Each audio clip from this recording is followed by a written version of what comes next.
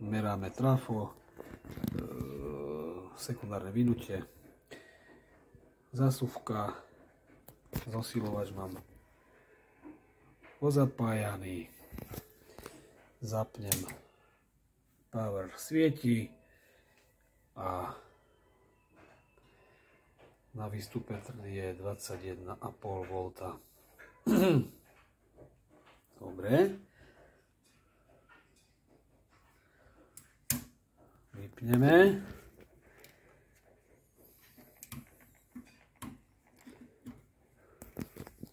No a to isté. Druhé vynutie.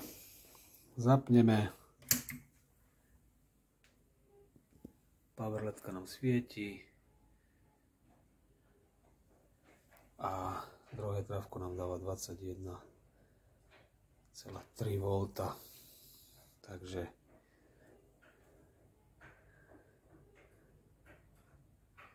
ešte to vyskúšať po pripojení na reprobedne.